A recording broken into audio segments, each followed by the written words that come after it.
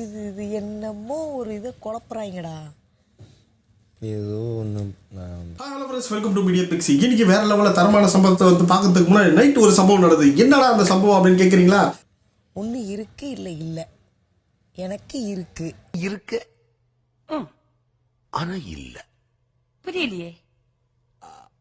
Night வந்து விஜய் பார்வதி அந்த இதுதாங்க, அந்த பஞ்சாயத்து இன்னும் முடியவே இல்லை. நைட்டெல்லாம் போச்சு அந்த பஞ்சாயத்து. என்னன்னா நைட்டு என்ன பஞ்சாயத்து எங்களுக்கு ஒன்றுங்க புரியலைங்க. காலையிலே ஒரு 1 hour பேசுனாங்க, ஆனால் அதுலேயே வந்து அந்த பஞ்சாயத்து வந்து முடியல. நைட்டாவது அந்த பஞ்சாயத்தை முடிச்சு வச்சாங்களா இல்லையான்றதை நம்ம பார்க்க போகிறோம்.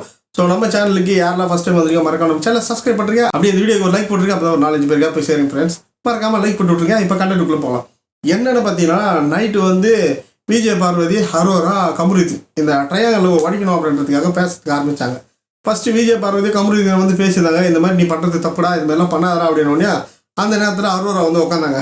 அரோரா வந்து உட்காந்தோடனே இப்போ வந்து விஜய் பார்வதி அவங்ககிட்ட பேச ஆரம்பித்தாங்க. என்னென்ன இங்கே பாருமா, நீ பழகிறது வந்து சாதாரணமாக பழகிற மாதிரி எனக்கு தெரியல, உனக்குள்ளே ஏதோ ஒன்று இருக்கு போல, அதுதான் எனக்கு பயமாக இருக்குது அப்படின்ற மாதிரி கேட்டாங்க. உடனே வந்து அரோரா அப்படியெல்லாம் எதுவும் கிடையாது, நான் அவங்ககிட்ட ஃப்ரெண்டாக தான் பழகிறேன், நான் எத்தனை வாட்டி சொல்லிட்டேன், என்னுடைய ஃபேமிலியில் ஒருத்தனா தான் அவனை பார்க்குறேன் நான், நீ என்ன வந்து இந்த மாதிரி சொல்கிறீங்களா அப்படின்னு சொன்னோடனே பார்வதி திரும்ப திரும்ப கேட்டே இருந்தாங்க. அரோரா டக்குன்னு அழத்துக்கு ஆரம்பித்தாங்க.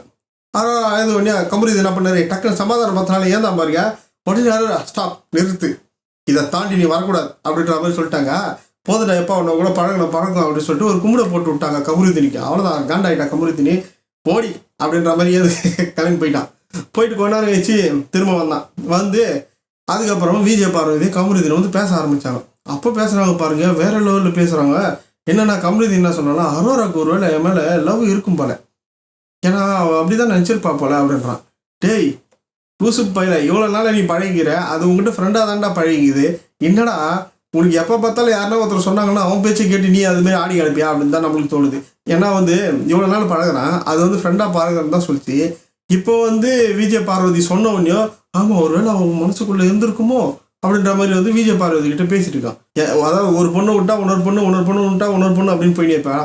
ஆனால் அரோரா வந்து இதில் வந்து நல்லா தாங்க சொல்லுவாங்க. என்னன்னா அவன் வந்து ஒரு லவ்வர் வந்து ஏதாவது வந்து ஃபெயிலியரோ இல்லை ஏதாவது வந்து சண்டை வந்துச்சுன்னா அவன் ஃப்ரெண்டை தேடி போவாங்கல்ல, ஃப்ரெண்டுக்கிட்ட போயிட்டு அந்த இதெல்லாம் வந்து சமாதானம் பற்றிக்கின்னு, அதாவது அந்த ஃபீலிங்ஸ் எல்லாம் வந்து கொஞ்சம் கம்மி பண்ணிக்கின்னு, கரெக்ட் பண்ணிக்கின்னு, சரி பண்ணிக்கின்னு, அதாவது அந்த ஃபீலெல்லாம் வந்து ஹீல் பண்ணிக்கின்னு அதுக்கப்புறம் வந்து திரும்ப லவர்கிட்டே போவாங்கல்ல. அந்த மாதிரி தான் கமருதீன் என்னை யூஸ் பண்ணுறான், இனிமேல் நான் கமருதீன்கிட்டே பேச மாட்டேன் அப்படின்ற மாதிரி சொல்லிட்டாங்க. ஸோ இன்றைக்கி நைட்டு வந்து இந்த காதல் கதை, அதாவது ட்ரையாங்கல் லவ் வந்து உடச்சி விட்டாங்க. அது வந்து உடச்சி விட்டதுக்கப்புறம் விஜய் பார்வதி கமருதீன் வந்து இப்போ ஃப்ரீ ஆகிட்டாங்களா அப்படின்னு கேட்டால் இப்போ கொஞ்ச நேரத்துக்குள்ள ஒரு ப்ரோமோ விட்டாங்க. என்னடா இது சம்மந்தமே இல்லாமல் இருக்குன்னு அப்படின்னு பார்த்தா விஜய் பார்வதி இன்னும் கமருதீனை நம்பலை.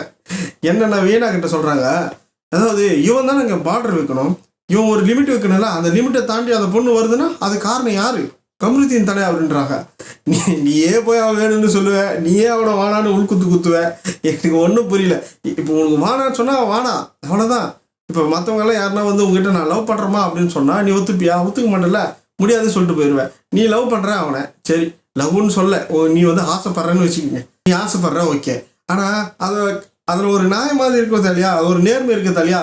நீ அப்படியே வந்து அவனை சந்தேகப்பட்டிக்கினே இருப்பேன், அவன் உங்ககிட்ட வந்து திரும்ப திரும்ப வருவான், திரும்ப போவான், இதே தான் நடந்துட்டு இருக்குமா? ஏன்னா வீணா கிட்ட அவங்க பேசுகிற பேச்சு பார்த்தீங்கன்னா அப்படி தான் இருக்குது. என்னன்னா நான் வந்து இந்த மாதிரி சந்தேகத்தோடலாம் என்னால் பழக முடியாது, இதை வந்து அவன் கிளியர் கட்டாக சொன்னால் மட்டும்தான் நான் வந்து திரும்ப பழகுவேன் அப்படின்னு சொன்னாங்க.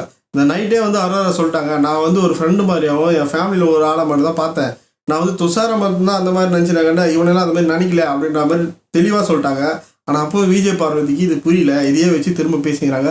ஸோ இந்த ட்ரையாங்கல் லவ் இன்னும் முடியாது போல, யாருன்னா ஒருத்தர் எவிக்ட் ஆனால் மட்டும் தான் இந்த லவ் மேட்டர் முடியும்னு நினைக்கிறேன். சரி பார்க்கலாம் ஃப்ரெண்ட்ஸ் இந்த கண்டென்ட் எப்படி தான் முடியுன்றதை. சரி ஓகே, இந்த வீடியோ உங்களுக்கு பிடிச்சா மறக்காம லைக் பண்ணுறேன், உங்கள் ஃப்ரெண்டுக்கு இந்த வீடியோ ஷேர் பண்ணணும்னு தோணுச்சுன்னா மறக்காம ஷேர் பண்ணி விட்டுருங்க.